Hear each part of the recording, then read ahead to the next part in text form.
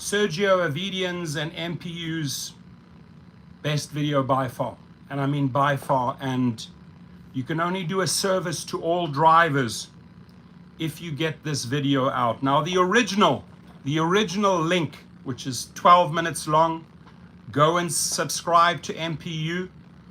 Watch the whole video here. Obviously in this live feed you are going to get my comments, but it's absolutely worthwhile watching this masterpiece. They put 7 drivers in the room, ladies and gentlemen, 7 drivers in the room, and what they found out, honestly, it'll shock you. It shocked me. Am I surprised? No. Did I realize, or did I learn that Uber and Lyft both do this? Well, that's a given. They're both part of fierce competition, and they will go to any length extracting monies from drivers. Uber win? Well, because it's rigged in their favor, right? In 2023, a law professor published a paper with shocking implications. By the way, that law professor was Len Sherman, and he's been hitting them hard over and over and over again. Her research found that tech firms like Uber and Lyft were using secret algorithms to dictate what drivers earn, based on factors we can't even see. She called it correction, Vina Dubal and Len Sherman, both. I mean, Sergio's been covering both. Algorithmic wage discrimination. And this technology, or revolution, isn't restricted to rideshare companies. Once that technology is in there, they can raise prices. On a hot summer day, you know, I want a lot of ice cream, I want lemonade. They're running low, they can raise the price. The price of milk, even your paycheck, the very fabric of our economy, all controlled by invisible and unaccountable algorithms. So about a year ago, I started reaching out to the companies. They largely denied it, only to contradict themselves a few months later. Then I reached out to the academics, and one of the frustrating things was that the evidence seemed to be in the shadows. A single study, a hint in an earnings call, a story from a driver. It was mostly theoretical, until a few months ago, when I got an email from a guy. I'd published a video that argued Uber's newfound profitability came at the expense of drivers and riders. He said we were at the tip of the iceberg. So I called him. We talked. 3 weeks later, I was on a flight to Los Angeles. So this guy flying out to Los Angeles, I got to hand it to this MPU, right? Following the research, wanting a complete story. I mean, that's part of a brilliant masterpiece.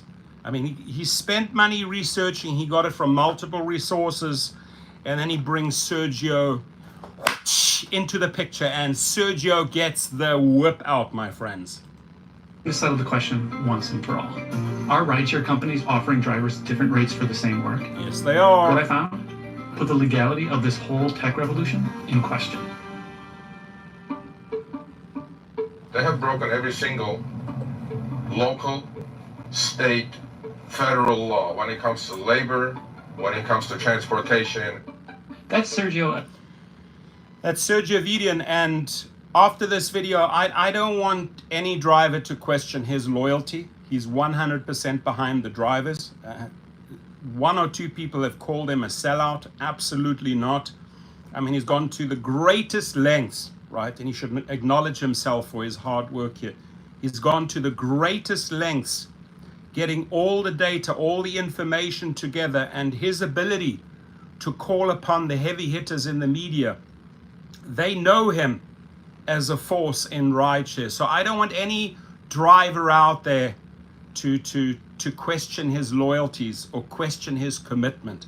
He is 150% behind the drivers and exposing the truth, and is not afraid. It's like a bulldog or a bull terrier, right? There's only a couple of bull terriers and bulldogs out there that will latch on to the jugular and squeeze until they get all the cheese. And the cheese is what these companies don't want out there. That's why we have to share these type of videos.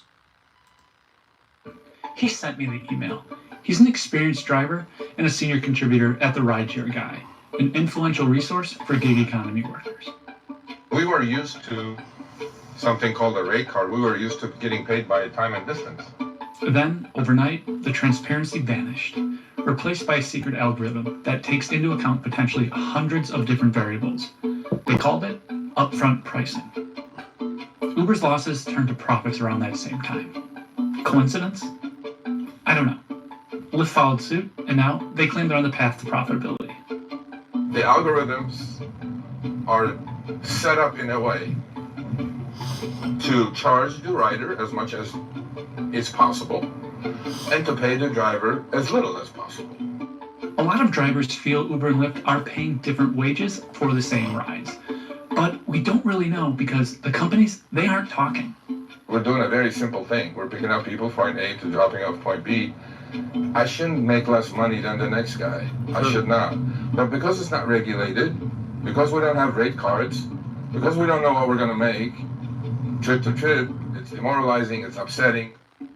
So with Sergio's help, we decided to test it. We called 7 experienced drivers to a high traffic area. By the way, to those 7, in my eyes, all heroes to you, right?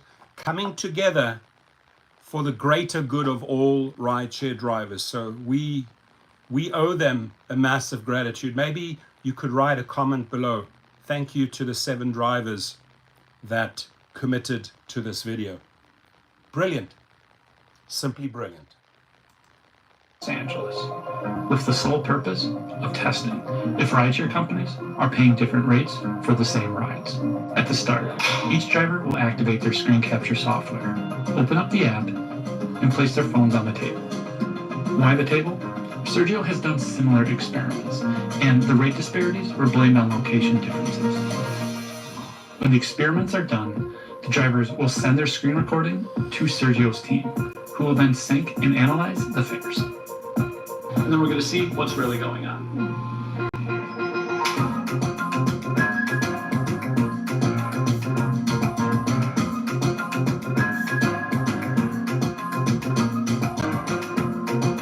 Seven phones, my friends, 7 phones, not 2 phones, 7 phones.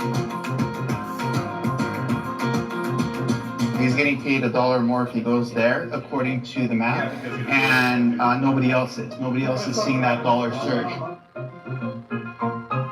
We found that Uber offered the same rides 46 times to multiple drivers. 63% of the time, one of the drivers was offered a bit less money for the exact same ride.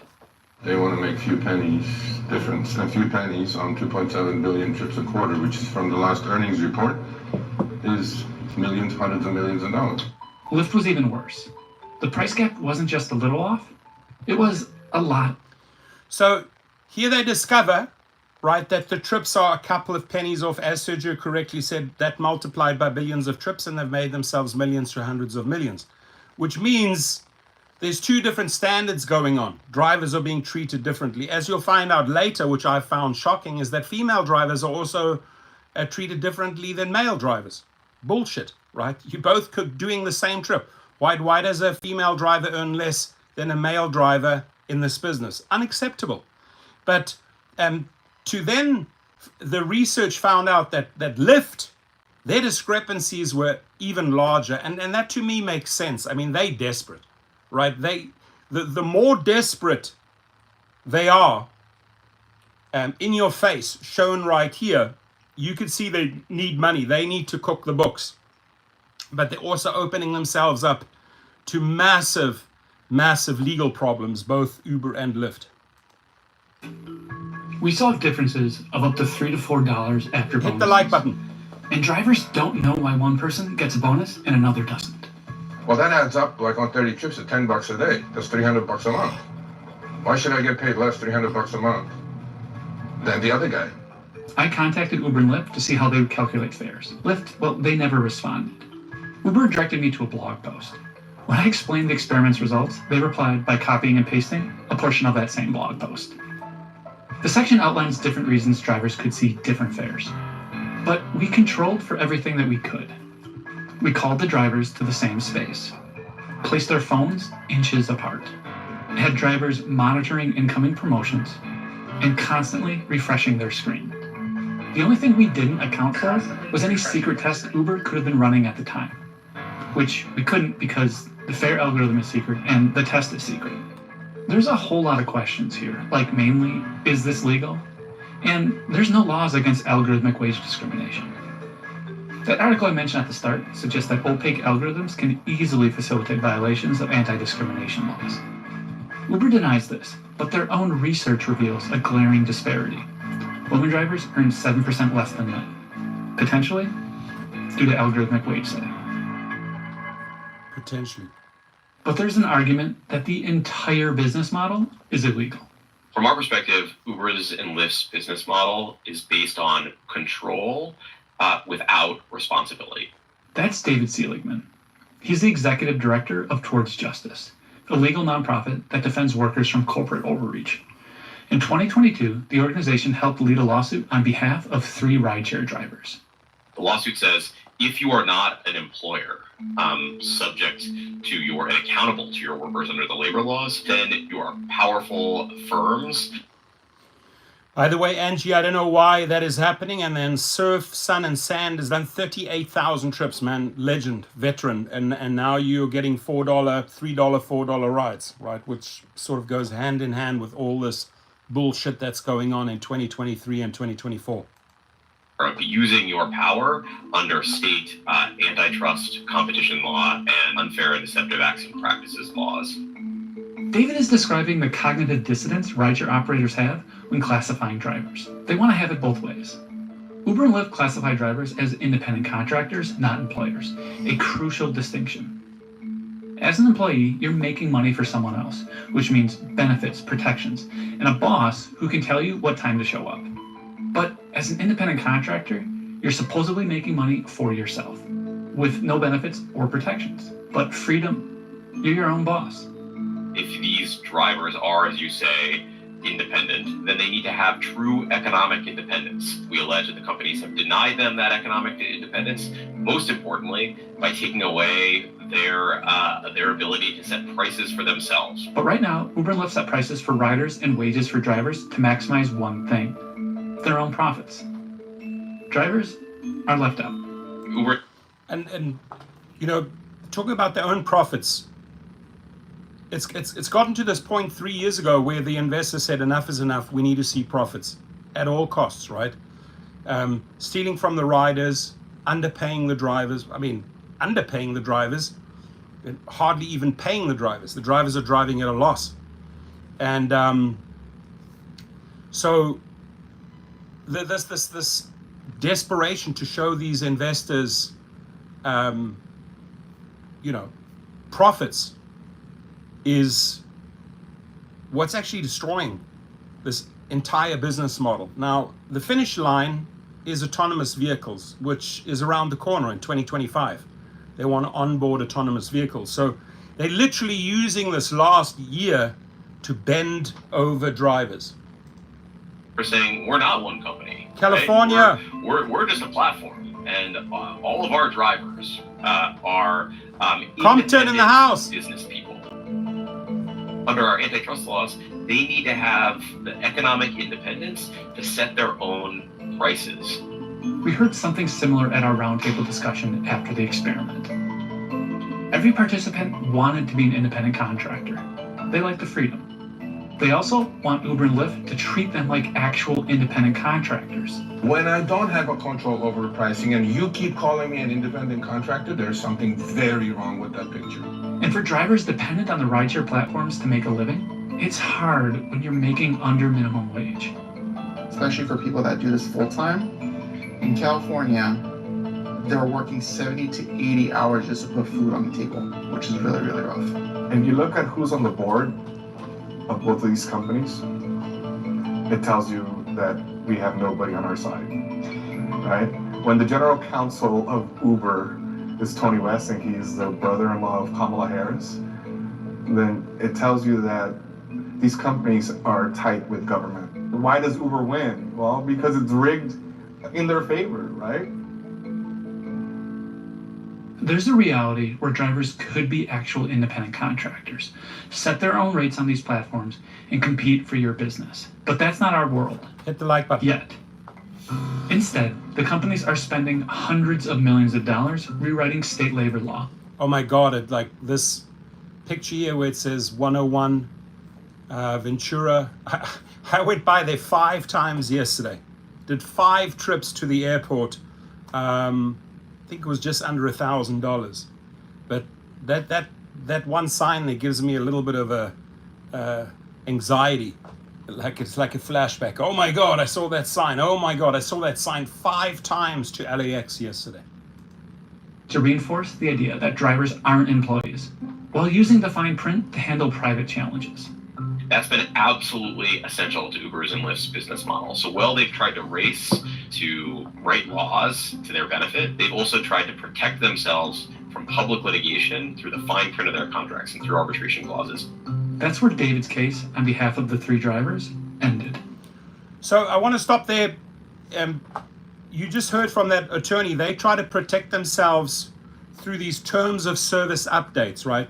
This channel here, every time there is an update, I always encourage every driver to opt out within 30 days. 30 days from the date you received those new laws, where all the bullshit, with all the shenanigans that Tony West and the legal team of Uber and Lyft have come up with, they want you to sign off. You opt out every single time because they control the arbitration process.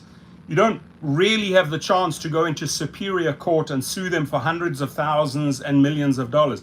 I was able to sue Uber for $950,000, ladies and gentlemen. Why? Because I opted out of every single update of the terms of service. Same with Lyft. I sued them for $650,000. Had I not done that, I would have had to abide by their laws, by their arbitration laws, and I probably would have only been able to go for $5,000 or $10,000, right? So it's really, really important that you pay attention to what this attorney just said there, is that they're constantly sending you updates and building in that legal language, constraining you, suffocating you. So you got to opt out, free yourself from that contract. And by opting out, it doesn't mean, oh, you don't have the privileges to drive anymore, right? They will send you a message, continue driving, agree to that update, and then after you've agreed, you have 30 days to opt out. And in my channel, I document that very, very well. I show you how to opt out. It's extremely important, especially when it comes, you know, let's say to death in a family, or you lost a rideshare driver family member, or you were sexually assaulted, or you were wrongfully deactivated, or you were stabbed, or you were in a very bad accident, right? You want to be able to sue the company from here to kingdom come. So make sure, please, you listen, not just to me. I mean, not just to me. Just don't take my word for it. Listen to this professional attorney right here. A superior court sent it to private arbitration. The end result isn't public. We should also be clear about is just because you're exempt from laws governing, for example, unemployment insurance premiums, that doesn't mean you're exempt from antitrust laws and competition laws. Federal and state enforcers aren't subject to forced arbitration agreements. They can investigate and bring enforcement actions against these rideshare companies. It's likely also a violation of state competition law, especially in states like California that prohibit vertical price fixing. So the California Attorney General's office would also be in a prime position to investigate the issue and bring an enforcement action like that one. But this issue of algorithmic pricing stretches beyond rideshare. We're just at the beginning stages of what it feels like a battle between the common folk and then that managerial class and upwards. Very well said. Very, very well said. We're at the beginning of this battle, but the battle has begun. And what we need to realize, and this is where you cannot surrender, or where you cannot say to yourself, I'm too weak to go up against the system. We have the numbers. We have the sheer numbers, millions of people. They have a handful of people. So this is a battle we should win all day long in the court of public in the court of public opinion, on social media, in the actual courts, right? We have the numbers, right? When you start grouping class action lawsuits together, they lose. I mean, they settle for a fraction, but they lose. So this needs to be pursued on the highest level. And I'd like to see the class action attorneys step up. I mean, this is handed to you on a plate by MPU and Sergio, class action attorneys. In fact, I'm going to send this video of MPU to multiple attorneys, class action attorneys. It cannot be done much easier for you. Sergio and MPU have done the work for you, dear attorneys. Incredible reporting that Walmart, Amazon, South Africa in the house, Dublin stop. Experimenting with the technology. Dublin. Those companies employ over 3 million people. In July, the FTC announced it was investigating surveillance pricing. That's the practice of companies using complex algorithms and untold data points to offer personalized pricing. The fear is that prices for something like children's Tylenol will suddenly skyrocket across major online stores just because you typed infant fever into Google. Why? Because retailers know you're desperate. The FTC is investigating Walmart, Amazon, and the leading technology vendors. We need to do the same thing, but for wages. The power of these giants lies in their ability to keep everyone, consumers, drivers, regulators, blindfolded. They're backed by billions of dollars worth of sophisticated... I mean, that's beautiful. There's 7 phones here. 7 pieces of information right next to each other from different drivers that don't lie. This is an embarrassment. I mean, Uber and Lyft, major damage control here, because this video is going to have a couple, not specifically this one, but MPU's video is going to have a couple of million views within the next week. This is going viral, right? This is big. I mean, it's like a chess game. It's like MPU and Sergio on one side of the chessboard, and then you got Lyft and Uber on the other side. And this is literally where MPU and Sergio have put them into checkmate. What do you do next? Dara Khosrowshahi? Numbers don't lie. Your behavior doesn't lie. Your theft doesn't lie. Your discrimination doesn't lie. Your wage theft doesn't lie. Now we need higher authorities to jump in. What type of protections are going on higher level, right? Why are these companies so protected? And we need to just keep on, we need to keep on pushing relentlessly. Get this out, get this out, get this out. Watch their video, tweet it out, watch the MPU video, share it on Facebook. Just get everything out into the open. The more, the better. Algorithms and legal gymnastics, leading us to fight in the dark. Maybe there's an innocent explanation to our fair experiment, but we won't know until the federal government shines a light.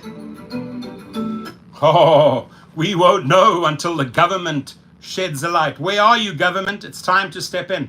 My friend from More Perfect Union, I mean, you've done us such a favor. We owe you such massive gratitude. Please write a thank you to MPU 7 drivers. I think Sergio is one of the 7, Sergio plus 6. Without them, this wouldn't have happened. And we need to push this video. I'm going to put the link right now. I got to head out. I have a couple of private trips.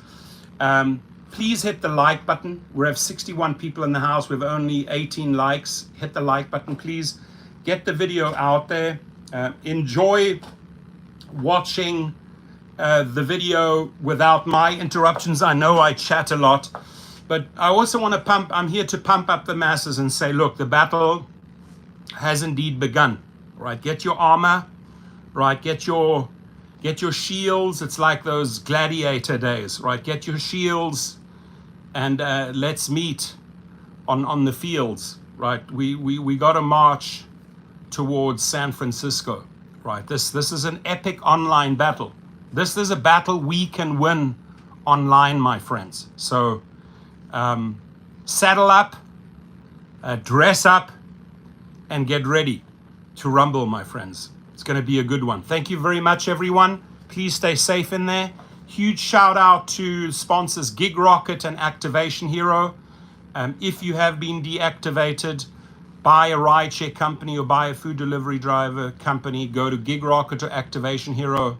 Let's get you back on the platform and let's get you your lost earnings back. Thank you. Have a great one.